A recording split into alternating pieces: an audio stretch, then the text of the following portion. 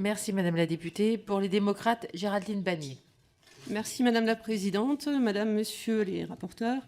Parmi les propositions que vous faites, toutes dignes d'intérêt, je m'arrête sur la numéro 33 qui préconise une campagne nationale pour informer du bienfait de la lecture partagée.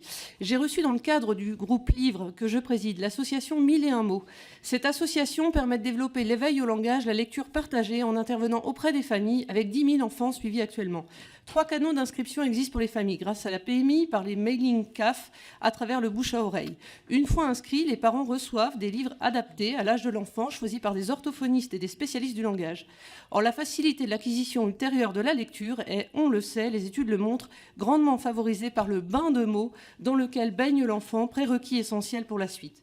De même, après l'étape décodage à proprement dite, l'apprentissage de la lecture se poursuit après le CP et pourra être facilité notamment par une bonne maîtrise de la grammaire de la phrase.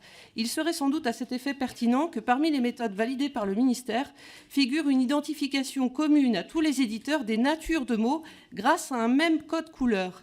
L'écriture de la phrase aurait aussi intérêt à regagner en grammaticalité. La première phrase écrite maîtrisée consistant en un sujet, un verbe, la suivante en sujet, verbe, COD, et ainsi de suite pour aller vers une écriture intégrant les compléments circonstanciels. C'est ainsi que j'ai appris, mais j'ai pu constater pendant une dizaine d'années des masses de sixième arrivant sans maîtriser ces éléments de base ni l'usage du point.